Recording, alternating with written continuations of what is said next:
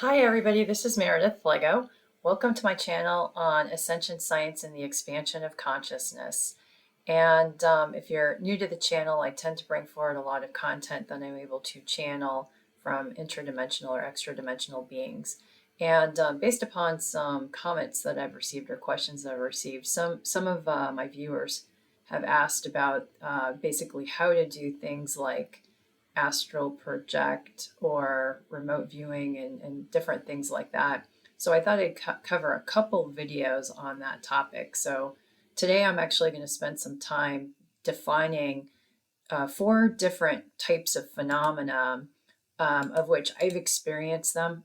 So I'll provide some definitions around that. And then in the next video I'm going to publish, it will be on how to do some of those things. So today I'm going to cover um, basically dreams, the most important thing I wanted to cover was the concept of lucid dreaming, because it is actually highly connected to other items such as astral projection or having out of body experiences.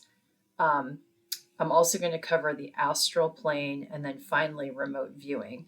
So historically in some of my videos, I've used some of those terms, kind of exchange those terms around or use those terms in different scenarios that I'm describing. So I wanted to provide some definitions to them before getting into the how. So first of all, dreams. Why I bring up dreams is that, oftentimes when we're dealing with the experiences of astral projection or remote viewing, we're dealing in a non-conscious world. We're dealing in a non-physical world. So it's basically almost an etheric reality. And sometimes could be conscious or sometimes we're unconscious during that experience. And so what I find is that our like the degree to which you're doing lucid dreaming or having an astral projection actually correlates to the degree of conscious awareness that you're experiencing during that phenomena.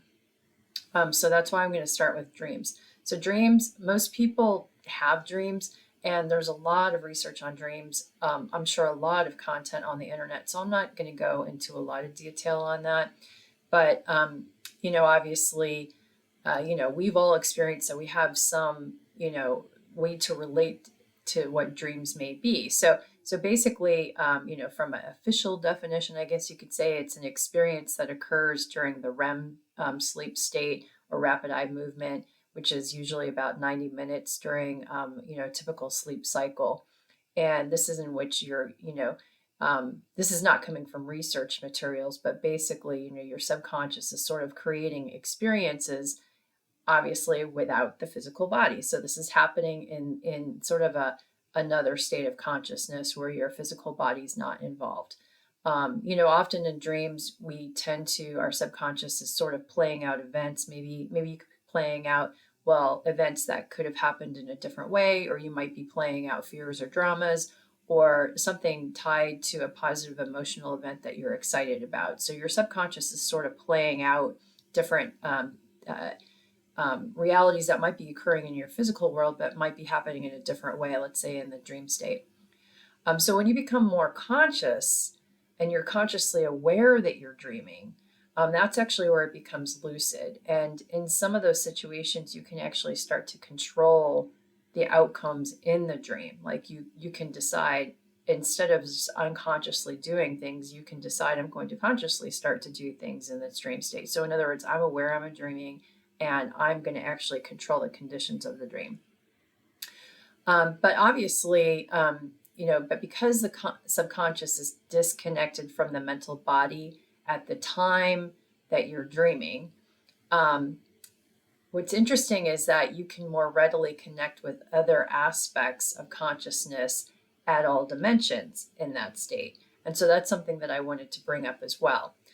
So for example, past relatives who have died, so relatives who have passed on, or let's say other people who have passed on, that's actually a really good time that they can connect with you and do so. They're basically connecting with your subconscious in that particular that particular time. So when you have a dream and you're like, oh, I met grandpa in my dream last night, that's actually grandpa reaching out to you. So it's sort of consciousness from, something that doesn't have a physical body actually connecting with you in your unconscious state as well. So those are really good times to sort of tune into, like if you have a desire to connect with loved ones who have passed, you can actually try and create the intention to do the connection in the dream state. So that's a way that it can occur.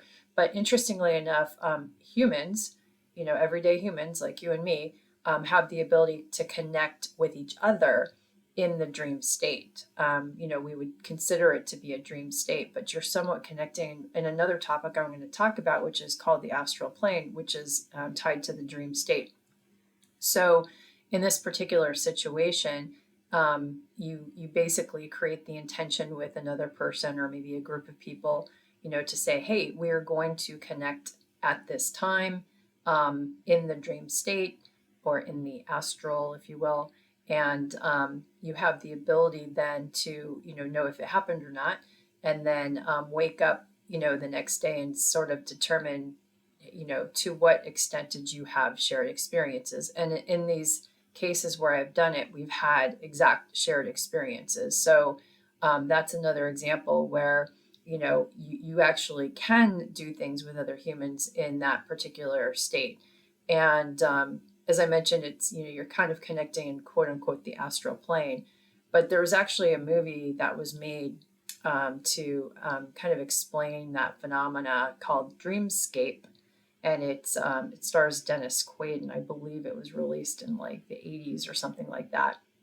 So that was my first like awareness to that particular topic. But obviously, there's lots of research that goes on around this particular phenomena and actually how to control it. But what you'll see in this movie is an example of how that phenomena or that capability was sort of weaponized. And we know that our three-letter agencies and the governments have already learned how to sort of master that technique and state of psychic ability. So I wanted to bring up the concept of dreams, as I mentioned before, because lucid dreaming is actually one of the methods that can be used to convert from sort of a lucid dream actually to an out-of-body experience. And so, as I was mentioning before, the real difference is the increased percentage of conscious awareness of the experience. There's another book that I would reference if you're interested in learning more about the topic.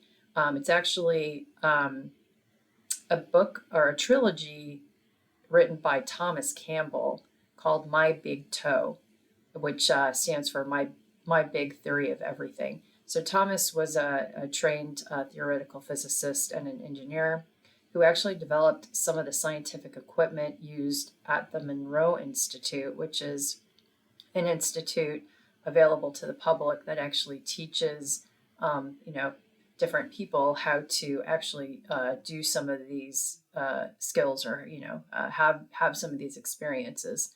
So he did some of the initial training.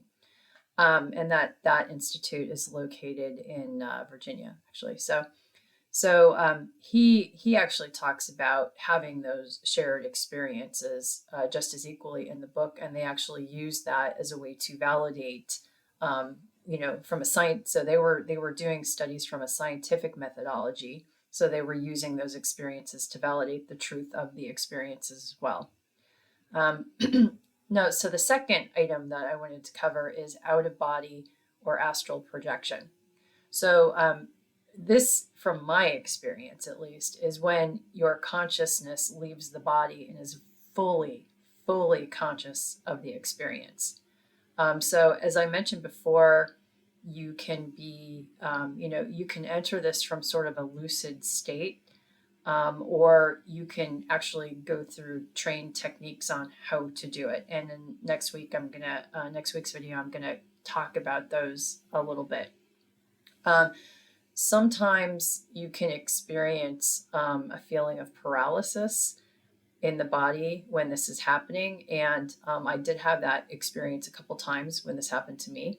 But there's been other times when I've, experienced out of body and not had the paralysis sensation. But it sort of makes sense. So, for all intents and purposes, your consciousness is highly alert, like you're awake, but your body is asleep. So, that makes sense that you would feel like you're paralyzed. And we're not used to living in a situation where our mind is so alert and our body is asleep. So it can be a little disconcerting when you experience that. And oftentimes experiencers will, that will sort of freak them out, and as a result, their consciousness will sort of like slam back into their body. But when you have that experience of going out of body or starting to astral project, your consciousness is somewhat free. It really is free from the laws of physics, I guess you could say, in the sense that you don't have that physical gravitational force. So you can essentially go anywhere, do anything at will based upon your intention. So you just think it, you're there. If there's a place you want to go to, it can essentially, move beyond the constraints of sort of time. So again, you can kind of move into different space-time vectors, past, present, future. So that's another kind of interesting phenomenon of out of body. Now, my experience in doing that is that when you're experiencing that sensation, your body is asleep. So even if your consciousness is kind of out and alert, your body is asleep. Okay. So the third thing I want to talk about is not necessarily a psychic phenomena, so to speak, but it's more of like a location where it's happening, and that's the astral plane. And the reason I want to bring this up is that I've used that term in the past as well. So the astral plane is one of the dimensions of consciousness. I've seen others refer to it as the fourth dimension, but it's a dimension of consciousness that is non-matter, etheric, or can be considered the spirit realm. So it's basically a place where your physical body, or your mind, if you will, can sort of manifest or project itself as a spirit body in a non-matter reality. And because humans tend to enter it in a unconscious state during dreaming or during sleeping, and because humans are relatively untrained in these matters, in other words, it's not talked about in the mainstream. We're not taught this growing up in school, so a lot of humans are naive around this. Those who are actually trained and conscious of this plane have more ability to sort of control and manipulate other humans who their consciousness is going to this particular plane, and it can be happening every night when you go to sleep. You're passing through this plane. So the spirit body, this is important because the spirit body is really a part of the whole body, like the whole body, your mental body, your emotional body, your physical body, your etheric blueprint, the whole body system. And so when you have experiences in the astral, they can impact your physical reality via programming that could go on in the astral plane at your subconscious layers. So that's why I think, and this certainly occurred to me, when you start to, let's say, go through an awakening of, just understanding that we're connected to everything. When you kind of start to go through that awakening, you have the ability to turn on some of these psychic sensitivities. So some of them can be, starting to have more lucid dreams, or, experience more out of body, or have remote viewing experiences, which I'm going to go into next. And if you're not trained or understanding of these different layers of consciousness and sort of the shadow consciousness that also exists in these layers, it can be a little disconcerting, and it can create more fear, let's say. So I've done a lot of videos in the past on sort of how to overcome that, and I might go create some more. But I've definitely had experiences of quote unquote being attacked in the astral plane. So in some ways, it's sort of a learning ground for sort of dark arts training, if you will. But you kind of have to get past fear, and not allow fear to sort of overcome your expansion, so to speak. So the fourth area is that I wanted to talk about is remote viewing. So remote viewing is really the process of sensing or viewing, if you will, an energetic signature of a place or a being or an event that is unseen. In other words, it's not in your physical reality or at a distance. So it's basically anything with energy or frequency. So you're basically reviewing or viewing unseen or at a distance frequency. Um, it's possible to remote view the energetic signatures or frequencies of places, events, and beings in the past, present, and future, just like going out of body or astral projection in any space time vector. So that's really key. You're tuning into basically your higher sensory perceptions. And I think the difference between remote viewing and out of body or astral projection is that my experience with out of body is that the body is asleep during that state, or it's it's in its shutdown mode. And in remote viewing, you can be doing it while your body is alert and awake. So that to me is the difference. And in this particular case, you can either, so you're using your higher sensory perceptions to do this.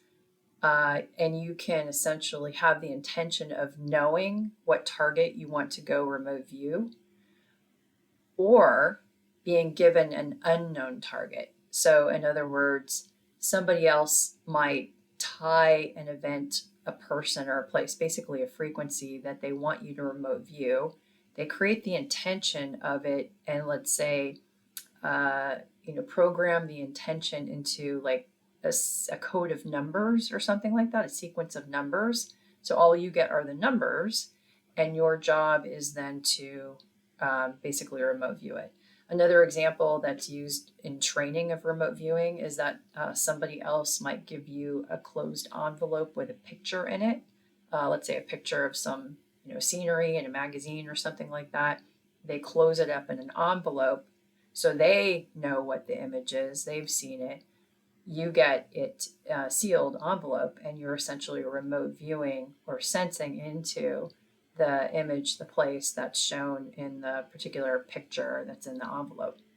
So again, you're tuning into the frequency of the image and probably the frequency of the person who has put that into their consciousness as well. So those two things are going on. So the latter, when you're remote viewing into an unknown target, is actually a practice that is used in research in the military and various three-letter agencies, let's say, in which multiple remote viewers are actually given an unknown target to see how close their documented viewing experiences correlate. So in other words, if let's say you're a spy agency and you're trying to remote view into a place that is sort of secretive and locked down, you might have the intention of this location, get a bunch of trained remote viewers and see how closely their remote viewing documented testimony sort of matches up. So that's how it can be used. This technique was actually used, studied by the Stanford Research Institute going back to the 70s. And they used a psychic named Ingo Swann in those early days to actually do a lot of remote viewing. One of the things he remote viewed was the backside of the moon, saw lots of interesting things. I believe that technique was also used by a tribe. I think it's can't remember the tribe's name, but it was a tribe in Africa who basically were able to remote view and see rings around a planet far before we had the actual technical capability to see the rings around the planet. So, those are just sort of examples. But because of that research that went on, and I'm sure this research probably was going on before, but at least this is the first documented, admitted to research, the U.S. Army created the Stargate project using the Defense Intelligence Agency and the Stanford Research Institute to study remote viewing and other psychic phenomena. And they kind of, really figured out how to use it as probably as a spying technique. But Ed Dames, who was one of the initial students in that project, I guess you could say, within the military, was one of the students under Ingo Swann, and eventually created almost a training protocol for how to train remote viewing within the Army, and actually is now offering that training to the general public. So that's actually how I first learned about remote viewing and actually studied under that technique to learn it. And I would tell you that the very first remote viewing target that I worked on, I was 100% dead on. And as much as you think, oh, I don't have these skills, you actually do. You just have to believe that you do. So in this particular technique, it was just a closed, he actually gave us a target number, and then we had to sort of feel into it, read into it. So we're using senses that we normally don't use. And it's just, it's like using muscles that maybe historically as a species we always used, but we haven't been trained recently as a society to use those muscles. And so, our species has the ability to remember how to use those muscles. So you're just remembering that muscle memory. And in this particular case, he showed the image, after the event, and I was like dead on. So, it's very possible for that skill to be trained. So, the skill of remote viewing was actually featured in a couple of movies, so I thought I'd share that with you if you're kind of interested and you want to check them out. One movie was called The Men Who Stare at Goats, with Jeff Bridges, George Clooney, and Ewan McGregor, so some fairly big Hollywood stars.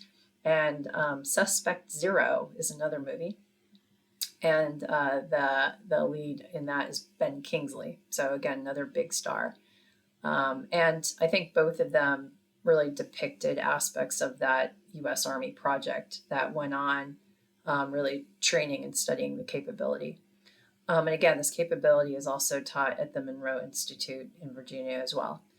So in my experience, it also seems to be somewhat similar to tapping into the quote unquote Akashic records, which is nothing more than a phrase that is used to describe a field or a database that really contains all frequencies, like all those energetic signatures I was talking about, all frequencies and all codes of everything past, present, and future.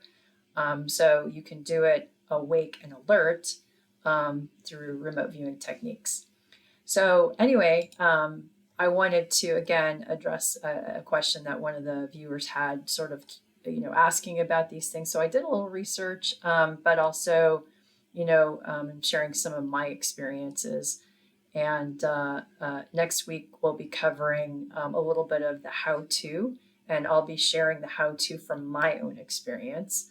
I'm sure there's others out there who, obviously can provide their experience or their how-tos, and you can, I'm sure, find them on YouTube and every other location. So I'll share my experience on the how-to of out-of-body or astral projection.